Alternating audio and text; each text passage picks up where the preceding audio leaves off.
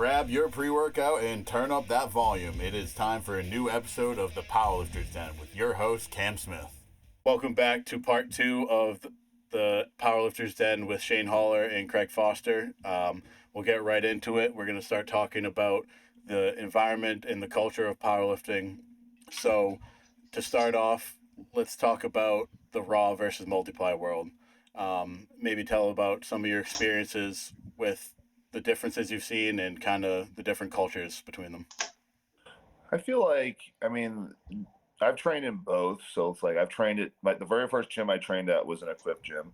And then I've trained at, gyms that are just mainly just like I said, like USAPL lifters for the most part. And I think for the most part, like they both have like a very like tight knit like camaraderie for the most part. Like they want to help each other. They're, good training partners and stuff. It just kind of really depends on where you go as far as if they've been able to cultivate like that gym environment where, depending on where the gym's at, if they have like good members or not, or people that have like that kind of buy-in. But I think people really get kind of, this is like where it kind of splits, is like they just get very particular about how they want to do things or what they deem to be a big deal. So it's like you're just sitting there saying about somebody else. It's like you don't want to be known for being a little guy that like lifts a bunch of weight or whatever. Like that's not my thing. But it's like that if you have a little guy that he can't be a big guy, like he is going to focus more on dots or whatever. So like he's going to be all for, dots or coefficient versus like a bigger guy like me and Craig is going to be like, no, we don't like that, but it also doesn't help us either. So we don't have like a rationale for it. So I think if someone looks at like, I don't know, I think if you really like the sport as a whole, like in general, you're just going to be supportive of all of it. So it's like, I don't have to sit there and squat in equipment to sit there and appreciate it and to sit there and see how much time and effort goes into it.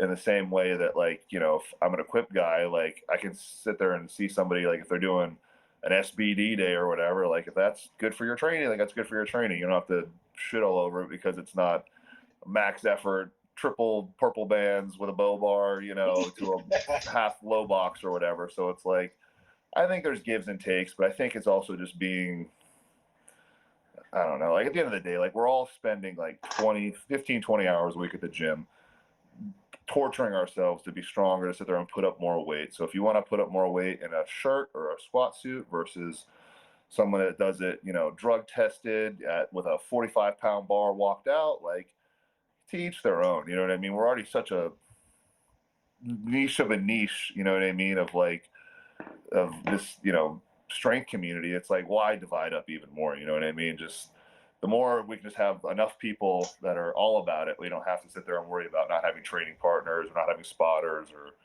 or whatever else. So ELE, everybody love everybody. That's where I stand on that. I agree. I mean, at the end of the day, we're all just trying to get stronger. So, I mean, when I first started, I worked with multiply lifters, and I learned in the beginning a lot from multiply lifters. So I've always kind of appreciated them, even though it's not like my thing. I respect them. So it's a lot of work to do. And the same with the drug tested. I mean, it's a lot different, but I mean, I watch and see what they can do and try to bite off and see if I can take off and add to my training. So it's like, I respect both avenues at this point. Once you've been doing it for long enough, I'm just trying to get as much info as I can from both sides. Yeah, and that's something that I've really learned a lot about too, is with being at the gym that John owns. He's a multiply guy. Our other training partner Charlie is a multiply guy now, and like there's just a lot of little things that they can pick up on that raw guys might never even think of, just because it's so important to be exact in multiply, because you can't be off by a quarter of an inch or your kneecap's going to be across the room. Yeah, threading the needle. It's like, I feel like that's probably one thing I think that almost the equipped side does do better. If I just kind of look at it from maybe like, not as like every single case, but like as a majority, like a lot of people I feel like in equipped or like that are like more old school about it. Like they do have training crews, they have partners, they have, crews that come in at the same time. They all work on the same stuff. So it's like they can sit there and help load plates, keep people in and out of equipment, spot load, whatever, versus like a lot of like that like college like USAPL crowd is a lot more like, I'm just gonna go to the gym and have my own combo rack and I won't share the plates and I'm gonna have my tripod, and like, and maybe that's just me being like mildly older than that and like shitting on them, but like it's No, like you're fun, true. you know what I mean? Like it's my way of like not shitting on them, but like it's fun for me to like go to the gym and like talk to people and like BS with the boys and like, you know, just kind of have like some camaraderie or do whatever. So I mean, like if you maybe do like a job where you're talking to people all day, and maybe you don't want to do that, but like I think the more fun you have when you're lifting versus it just being like some like angry rage thing you do to sit there and like, you know, show your teenage angst to the world or whatever. Like I think it's like you're gonna have the more fun you have, the better you're gonna lift because it's gonna be less pressure on yourself. You're in a better mood. You're just gonna enjoy it more, and it's gonna be sustainable. Like if you're mad and you need to be mad to work out, like that's not a sustainable thing, and that's probably not gonna get you very far. So it's like just get therapy. Like you know what I mean? Like having fun at the gym is fun. So like the more you can do that with people, I think the better. Which is I think you know the equip side and like just the older generation of lifters kind of had more down pat. It's just kind of having that like team atmosphere. You know, everyone's helping out. Very important for, like you said before, it's a niche sport. Like there shouldn't be any room for hatred. Like we should all be kind of grow and like yeah, we like to shit on the USAPL crowd just because it's fun, but I mean at the end of the day, like they're huge for bringing people into sport, young people into Majority of the sport, the Yeah. majority of the sport is geared toward that, which is like I said, every gym has a crowd of those kids, and they're the ones that kind of feed the gym for the most part, keep the lights on. Yeah. Yeah, and I guess too, kind of, I wanted to hear each of you guys' like hottest take in like the powerlifting world. I feel like egos a little bit. Egos. There's so many. It's hard to like pick which one. I feel like people pick. I mean, if I just look at things online, I feel like something that's just over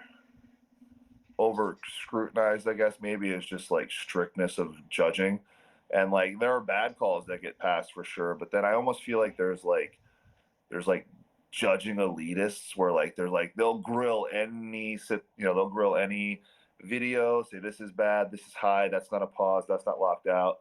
But then it's like when it comes to them, it's like, you know, we're gonna sit there and if I get it, I get it, or you know, whatever. So it's just like rules for thee, not for me kind of a thing. Like nobody wants to have a lift that's bad, that's like and then pass it. You know what I mean? Like I think we all want a big number because you get the respect of your peers hitting that big number. No one wants to hit a big number that no one gives a shit about. Like, and it's like you know, like obviously it feels good for you, but it feels good when everyone like knows that you hit a big number.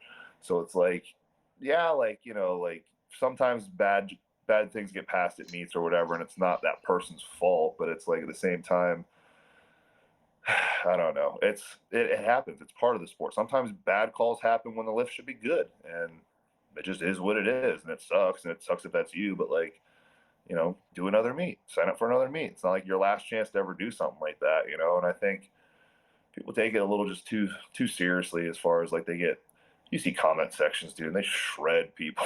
Like it can be really toxic and stuff. You know what I mean? But yeah, and those same people that you won't say it to your face, so it's just like right. And I think you know point? that's yeah, like the online like subreddits of powerlifting is kind of like the negative thing. I like the you know being just in the warm up room, just like the Ghost Clash and just like shooting the shit with the boys you haven't seen in a long time and just laughing about stupid shit and like cheering everyone on. Like you know, like that's like the stuff that I like, and I think that's the stuff that keeps everyone coming back. You know, we just kind of tolerate the BS in the middle with you know just the online drama and the beef and everything else like that.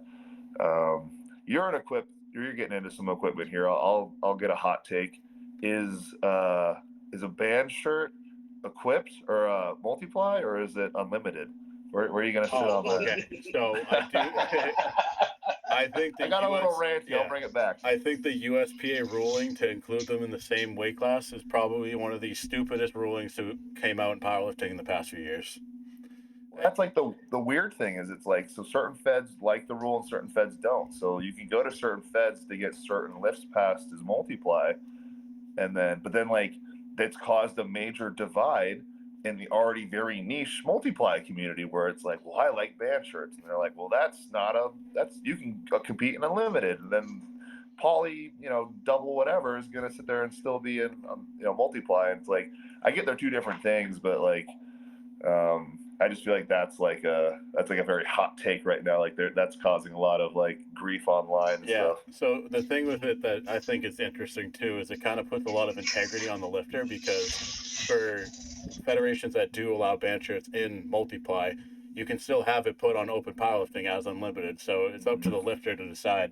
And I think band shirts are cool. It's great. It's the kind of the future of the sport in some aspect, but um, I think I forget who said it, but someone was like, unless you're like 40 years old and broken, or you're gonna bench 900 pounds in it, just save it. Just save it. I feel Is like a that big lot of a of it. difference? I feel like people really say like when they talk about it, like they get in a poly shirt, like it's much more like technique driven. There's a lot more like little things you can do with jacking the sleeves, the collar, like bar placement, whatever.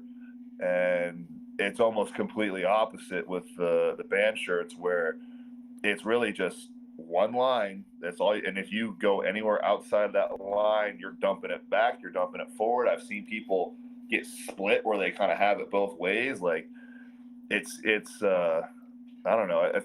I feel like people talk about like equiplifting like it's like you know like extreme powerlifting. You know what I mean? Like I feel like a band shirt is like extreme powerlifting because there's not a lot of support there, and it's like if you're like a little bit off, like it's bad real quick. You feel all that weight. Yeah, so the thing too with the band shirts is like it's a lot easier to touch. Like I could touch with like 315 in it, and you put me in a tight multiply shirt, there's no fucking chance I'm touching 315 in my chest. Yeah. So it Well, don't they like kind of they wear out a little bit? Like it's like the elastic kind of goes on them after a little bit, so they don't the lifespan I guess of the shirt doesn't last as long as like a normal shirt would. Yeah, I'm not completely sure on that answer, but I do know that it's the same but different, as I like to describe it. It's just Same but different. yeah, but it'll be interesting to see. I mean, like obviously you have someone like Jimmy Cole who puts it on pushes 1400, like Right, and that's like kind of like the like Outlier. with somebody doing something like that, like you can't talk shit on it at the same because Yeah. nobody does that. Like he doesn't like it's funny when people have the comparison where they're like, well, Julius does 782 and he does you can't he couldn't do that. And I'm like, I mean, I think if he gets double the weight with the band shirt, I'm pretty sure he's somewhere in the ballpark. You know what I mean? Like there's like rumblings that he did like somewhat close to the world record or right around there and stuff raw, but like his whole thing is like, we talked about preferences earlier where it's like he just wants to have the biggest bench. He doesn't want a big raw bench. Like Dave Hoff said that too. He's like, I don't want a big total. I want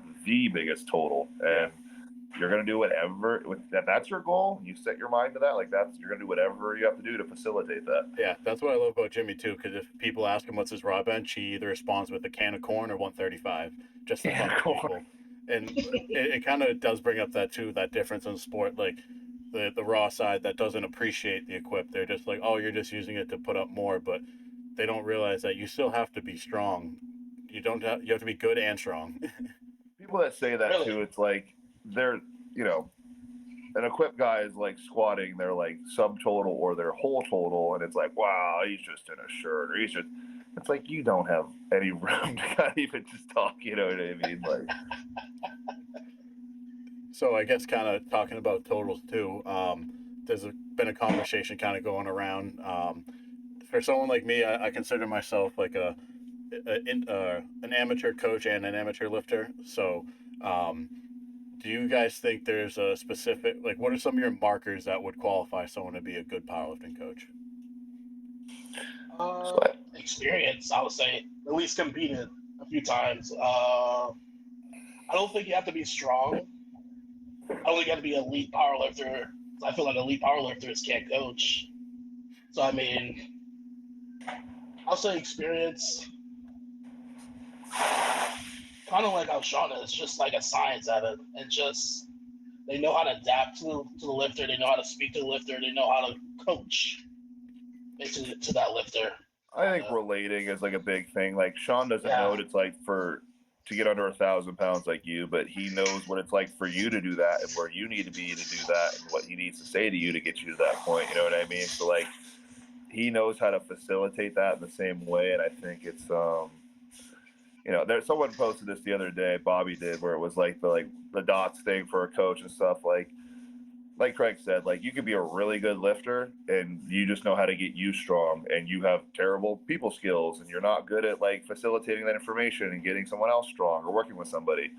Or you could have somebody that just knows how to apply the information and then they learn with the person they're working with and stuff. So like, I think there's probably like a certain level of like, maybe, I wouldn't, respect isn't the right word, but like credibility.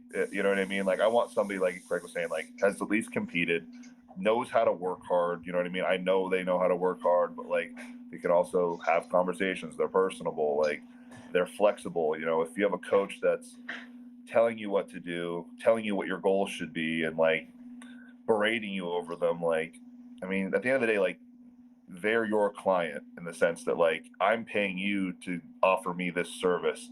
I'm not paying you to sit there and order me around and tell me like what to do. You know what I mean? So like, I think it's just, you know, you should really like kind of talk to somebody. It's not somebody that's just like a big name and then like, you know, you want to be there coached by them just because they're popular. Like it might not be a fit. So it's kind of really just kind of feeling out the situation, seeing what's going to be good, and then if you're getting results with somebody, stick with it. You know what I mean? You don't want to get a coach, hit a couple PRs, totals, and then go to a completely different coach from there just because, you know, something's different or whatever else, right? So, Yeah. So I think my opinion kind of, if I were to summarize, it would come down to there's so many variables to it.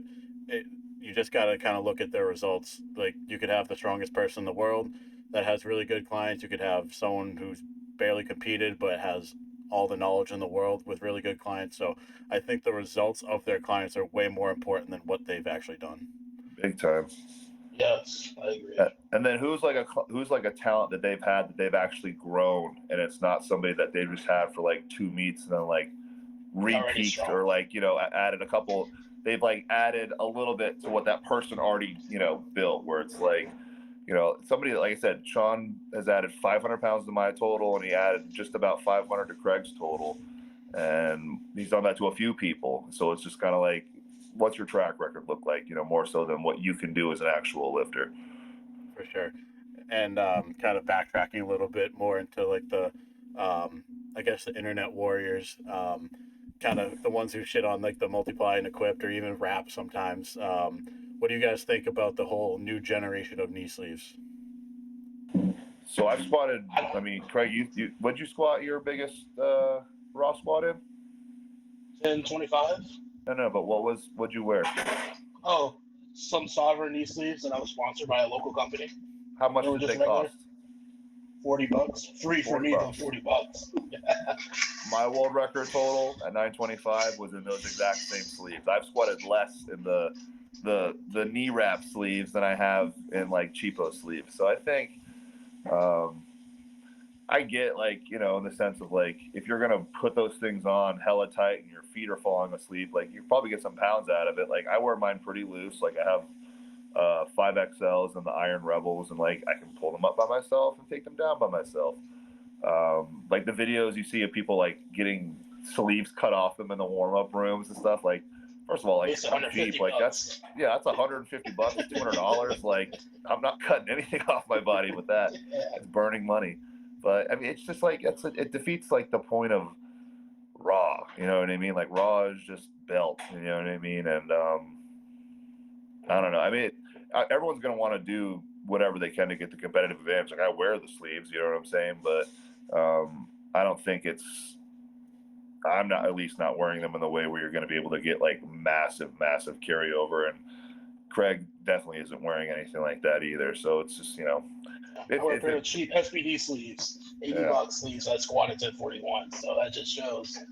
I don't know. I mean, here's the thing: with those sleeves, I can't even fit them. So it's like I don't even know what's the experience in them. So I know some people they like them, they work for them. But me, I never got a chance to wear them. So Yeah. I don't know. Yeah. I mean, I definitely think like the people that are getting like this two sizes too small and like, it's like you can't be talking crap about like wraps and stuff if you're trying to get pounds out of a raw lift. well, these are like, I feel like the same kids that like, you know, same thing, like with equipment or whatever. but they're putting like a carpet under the bench to bench, you know what I mean? So their feet don't slip. And it's like, you too are manipulating equipment to try and get the most pounds out of it as you can. You're just doing it within the rules, you know what I mean? Like tight Or they knee use a sleeves rug now, or a rug now for a deadlift. So. yeah, and even like that, like I don't understand that deal. Like that's kind of like I guess, like, you know what I mean, if you want bite in or whatever else, but like it's nice to have carpet on the platform, you know what I mean? But like whenever I see like people busting out like an antique rug or something, like they bought it from like a Their thrift grandma's store. rug. Yeah. Yeah, I'm like, it's a little much. So what do you guys, if you guys had to pick like one major thing, like what's the biggest issue in the world of powerlifting right now? Mm, I would say on Entitlement. the I think on the entitlement a little bit. yeah, for Entitlement, sure. egos a little bit. There's a few. I mean, I feel like egos, entitlement. Everybody wants to be a coach. Not to say that nothing's wrong with that. I just feel like I see some people that they do one meet and they want to be a coach right after. Like, all right, Yeah. never mind. Yeah. What else are some other things? I feel like on the untested side, it's just too much division as far as like too many federations, not like one like uniform body where everybody can get like kind of get together. Like the tested side is kind of going through that too with like USA Powerlifting and the IPF, but like at least like I don't know, man. Like you want to just kind of do everything with all the same people at the same spot. Like that's what's cool about like the pro meets is like it's like everyone gets under the same house. We're all doing the same equipment, same conditions, you know, whatever. So it makes it kind of comparable versus, you know, it's just there's majority of the time it's like he did a meet over here, he did a meet over here with bad standards, and he did a meet over here using this equipment, and it's like you all throw it up on open powerlifting. You just you're comparing apples to oranges. Where that meet that they just did across the Clash of Titans was like a 3-hour meet. It's crazy. I've never done a meet that fast. You know what I mean? So compare it to like Ghost Class where it was like 7 hours, like way different. So I don't know. I think if everyone could just get under like I don't know how that would work. You know what I mean? There's a lot of jockeying with like federations and people on like the boards of that kind of stuff or meet directors and whatever else. But like if there was like one, I don't know, like just system to like a worlds or like just a big like this is like the untested meet or something like that. And I mean, if you've been around the last like 5 or 6 years, you've seen like 4 or 5 of those variations go between the American Pro, the Showdown meet, the Kern, a bunch of different stuff. And it's like, it's kind of like a revolving door. So like really you just kind of follow where the money's at and where everyone's kind of lifting. But that would be like my big, like, if we were all in the same spot, it would just give us all a chance to kind of grow a little bit better versus everyone kind of trying to make their own, Yeah, I think that for me, that kind of comes down to just the idea of how many federations are out there. And just at the end of the day, if you look at the rule book, they're just all the same things worded differently, but they're all applied differently to each federation. Yeah. So, kind of going into your training itself, I know you guys train together. How many days do you guys train a week? Fours. I probably haven't trained more than 4 in years. Like if anything, like I'll go maybe like 3 in an off season if I'm really not trying not to push it too much. But 4 is pretty par for the course. Just because, like I said, we're squatting and benching and deadlifting twice a week, so it's really just spacing those out about 72 hours apart, so you have enough time to recover, and then getting back and kind of getting after it. But each of the sessions, depending on where we're at in the prep, like they're usually like 3 or 4 hours. Him and I, we dick around a little bit as far as like we kind of talk and sit and just kind of, we need to be better about that going into this next meet as far as rest periods. But they're pretty long sessions for sure. So what does each day consist of for you guys? Typically, like we'll do like if it's like squat, for instance, like we always squat first before we deadlift. So every deadlift session is always after squats. We'll get in, we'll warm up. We work up to maybe, depending on where we're at in prep. So if we're peaking for something, maybe you have like a top set. got some back off work, nothing super heavy. And then based on where we're at, add some accommodating resistance, bands or chains, just to kind of either speed up, work on some grinding, anything like that. And then from there, we'll go right into our pulls. So it's like right afterward, and that'll be moderate. So if we have like a lighter squat day, heavier pulls, heavier squats, lighter pulls, kind of switch back and forth.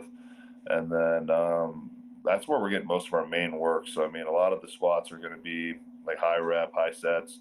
Same thing with the pulls. And then accessories is kind of just, it's kind of funny when him and I do accessories. Like, it's like the hard stuff is the squats and the deadlifts. And then, like, so it's like, you can tell by the music. So, like, we'll like listen to like some heavy rap or whatever when we're doing the main stuff, and then like we get to like the light stuff. Craig will throw on like 90s like In Sync or something like that, and like it's a lot of blood flow stuff. Like I'll do like body weight lunges or hamstring curls and very high reps, like 20-25 reps, couple sets. And it's really just all my main stuff fries me, so I'm just kind of just trying to pump blood. And I mean, for me to do, he does them too, just body weight lunges. I'm 300 pounds. He's up there. So it's like that alone is like just to sit there and do lunges like that, or body weight squats, or, we do kind of like, I wouldn't say a lot of like heavy accessories for the most part. A lot of it's just kind of light stuff for a ton of reps. Ton of reps. In terms of like the actual compound movements, how often do you guys kind of switch up the variations, whether it's AR or specialty bars, things like that? I did a lot of SSB last prep. Fuck that bar. I hate that bar. I know. We got the yoke one, the one from Elite FTS with at least padded up. We used to have that one where it was like the little pool noodle, and the pool noodle, and that does nothing. You feel every bit of that. Bar is just humbles. My max on that bar is literally like well over 100 pounds less. I just finally got over 700. I just got over 700 for the first time this last prep. Yeah, it's about a 1040 at the meet, so 350 pounds less. Yeah. And then for bench, what about bench days? You kind of keep it the same. I mean, use chains. I use more straight weight. This last prep, I did a lot of kind of straight bar, a lot of tempos, a lot of 2 count pauses. He kept it kind of basic for me, and that just blew my bench up a lot. Just doing 2 count pauses, tempos, a lot of singles. And still a lot of high volume work, and then hit up with the accessories right after. And then really just kind of trying to pick like areas that like need like extra work on. So for me, like lockout's pretty big. Craig too, just like that last little bit. So like I'll do a lot of 2 board, 3 board, a little bit heavier than what I did off my chest on the main work. A lot of close grip, a lot of floor press against chains and stuff too, just really to kind of hammer that home. This last prep for me was able to kind of get me that 6-pound bench PR. But for him, it was really, I think, he did these 2 count pauses, and they were like crazy. Where like he's usually pretty good off the chest, where he has like some good flick, because he's got, his arms are pretty good for benching as far as just they're shorter, so he gets nice and wide and just jams it off of his chest. But like it would literally be like what was that first week? It was like 5 sets of 6. 5 sets of 6. So what? Like 430 or something, and like he wasn't sure it was going to be good. He's like, bro, I don't know about this program. He's like, I already did this weight last week. And I'm like, what'd you do? He's like, well, I did like 450 for like, I don't know, it was like 5 sets of 8 or something. It was some crazy shit. And then I was like, okay, what do you have this week? He's like 430 for like 5 sets of 6. And I was like, yeah, but it's 2 count pause. And so he did 1 set, and it was literally just 1, 2, up, 1, 2, up. And so after the first one, he was like, oh, okay. And he did that all the way up. I mean, he did a 2 count pause he would start like doing longer than 2. So like he got so good at it. Like he was doing like, was it 529 you did? 529. That's when I really started to flex on him. He did like a 7-second pause, and just like, it was just so quick off his chest. And then he did 562 for like a double was his last one.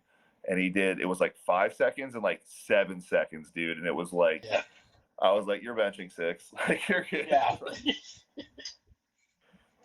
I think, honestly, for me, at least, after training the pause for a long time, I saw, obviously, you see translation because it's standard to the competition, but I feel like for me now it's almost easier to pause it just because I can maintain that tightness.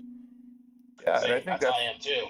yeah, it's a lot of back. I don't think you realize as much. Just like, I mean, heavy rows or just like being able just to sit, just control it down to your chest is the biggest thing. And that's threading the needle. If you fuck up the descent, you're not getting that anywhere back up because it's not going to be off the right spot.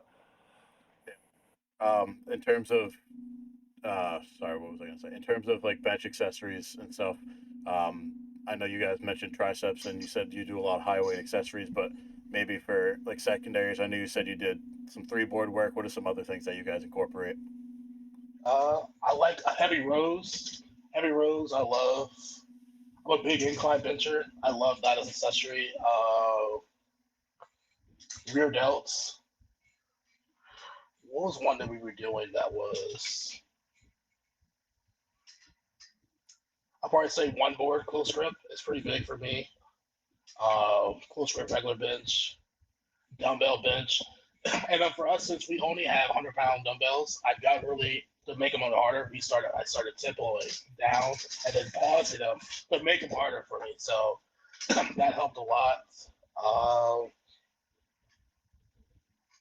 that's pretty much. I'm pretty kind of basic, but heavy rows, incline, two board or one board. It's kind of like my basics, and that just blows up my bench really well.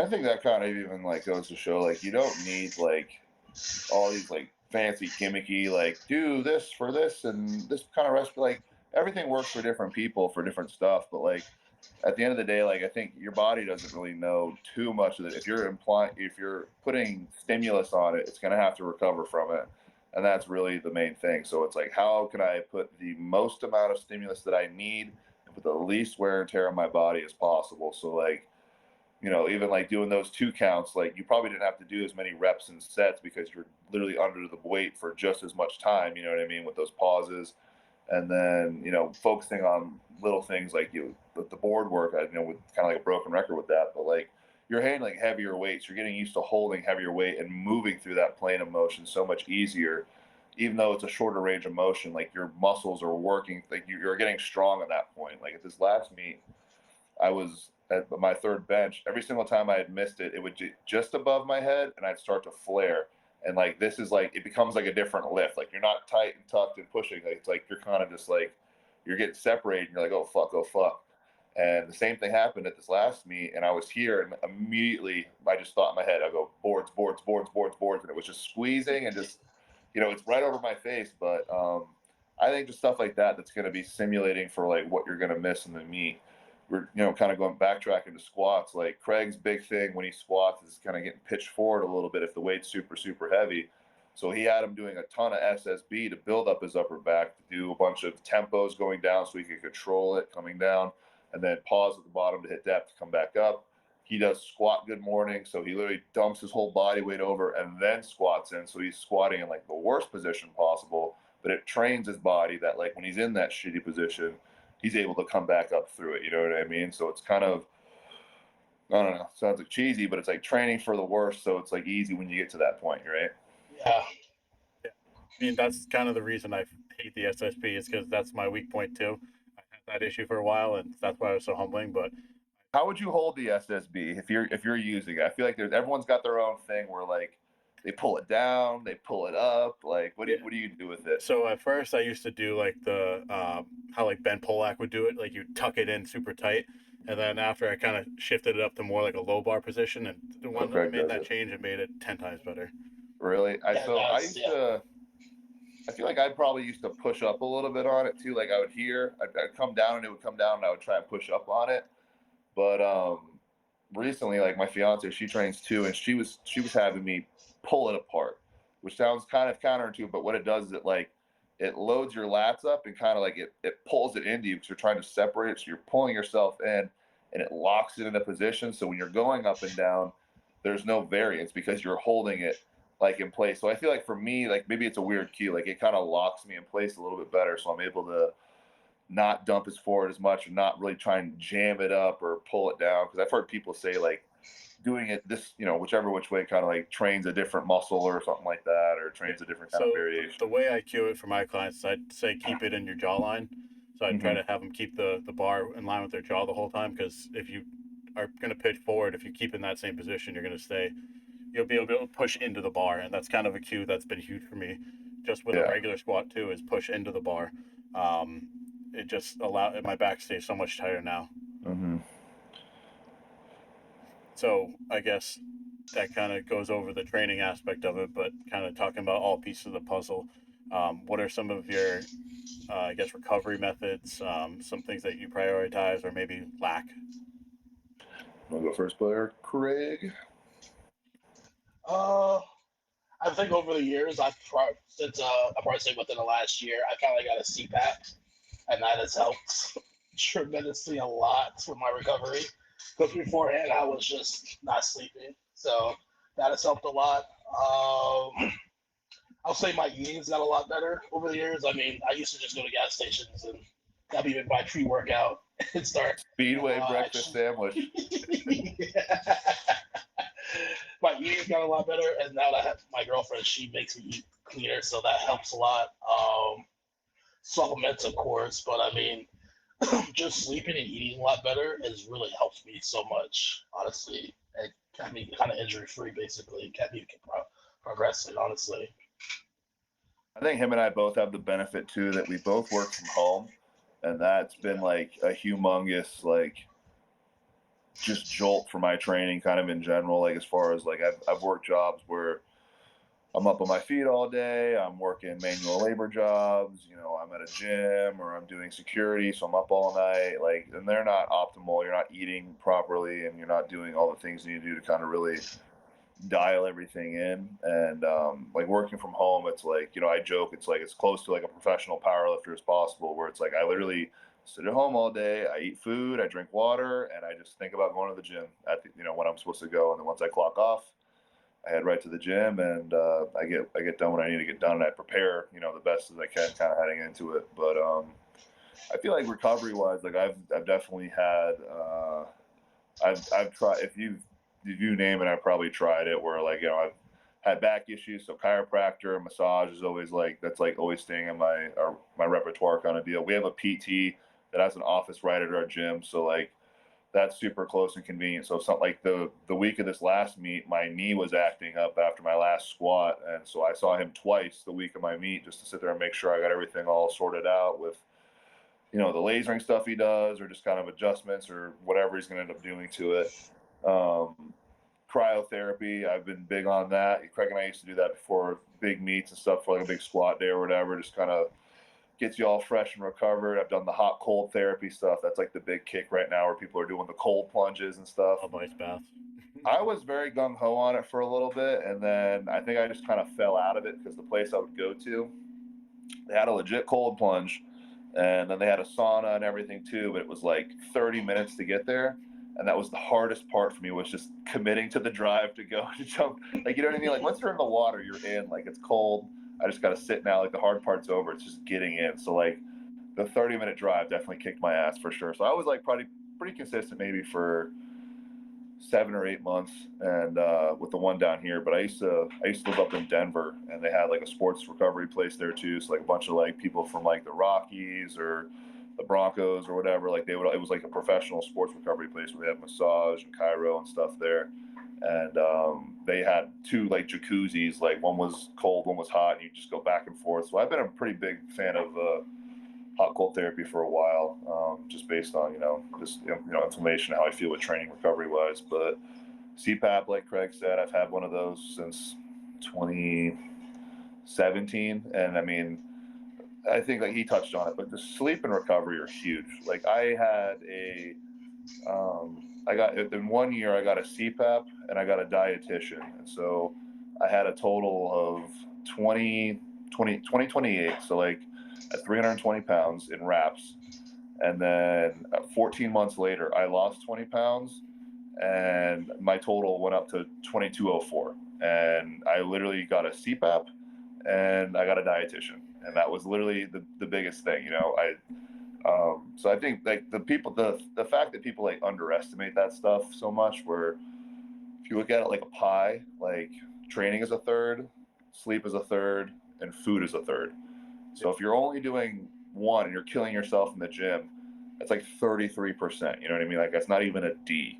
you're not even passing Yeah. with that. So it's like you need to really work in all the different stuff. And like I kind of said it earlier with the all-in mentality, but it's like, what if I told you would get stronger, but you have to do less? You have to go to bed at a reasonable time, and you have to eat X, Y, Z. Well, I don't have time for that, or I don't have time for this. And it's like you have time to go to the gym for 5 hours or 4. You know what I mean? So if something's important to you, you'll make it a priority.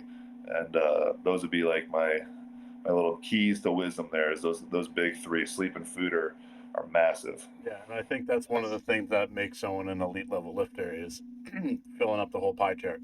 Um, and for me, it's kind of like I make jokes sometimes of like I'll know I'm in the right weight class when it's time for a CPAP. Yeah, trust me. Whoever you sleep with, I'll tell you need a CPAP way before you know you need a CPAP. Exactly. Yeah, that's what happened with me. So we would go on trips for meets, and you would just hear Craig, and it was just like. It's hilarious, but like he didn't have one for the longest time. Like it was crazy. So like when he finally got one, I was like, dude, you're about to get so strong. yeah. I know people don't realize just like yeah, you can train your ass off, but if you're not feeling your body or recovering, like you're just wasting time, dude. Jam Blakely has like a really good analogy with it, where like, he's talked about it like people like building a house. So like if the work itself in the gym is builders, and the food is the bricks, if you just have a ton of workers and no bricks, you're not getting a house. You know what I'm saying? Like you need to put matter in to build something, to create something. So it's like if you're just doing work and not recovering, I mean, you're just constantly just like wearing yourself down and down and down and down. You got to refill that gas tank every single time to make sure you just fill it up just a little bit more every single time. Yeah. So I think this is a good time we can kind of wrap things up here. Craig, I'll start with you. If you could give a word of advice to a new powerlifter or someone going into their first meet, what would it be? Learn the rule book. Talk to people in the back room. Try to be friendly. Have fun and enjoy the journey. I mean, honestly, that's the basic. You're gonna have fun. The more fun you have it, the more longer you're gonna stay in it, and you're gonna hit PRs. Basically, I can kind of give it to you. Yep. And Shane? Just getting into sport in general. Find a gym where there's a pretty good community of people.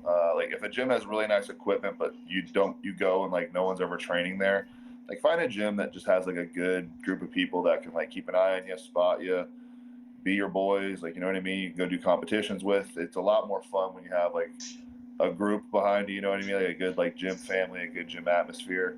And then as far as a meet, if it's your first meet, find somebody that has done a meet before that can just at least handle you, so you can at least see the proper process. I feel like I wouldn't even say attempt selection in a first meet. The biggest thing that people mess up is just like is timing your warm-ups. Like they don't know when a flight starts, when I should start warming up, where I'm at in the flight, like little details like that, where it's like warming up is hard enough as is. Like if you have someone there to kind of just guide through that process, put your attempts in, load weights for you, you know, it always just helps. So it just goes back to like make friends, be nice, be a good person on the sport, and it comes back to you in full circle. So a little hippie with it, but it's all good. Awesome. Enjoy the journey. What did you say? I was gonna say enjoy the journey. Hell yeah. Yeah. Well, I want to thank you guys again for taking the time to come on. It was a blast, and hopefully I'll be seeing you guys in Daytona. Yes, we'll be seeing you. Thank you for having us. Of course.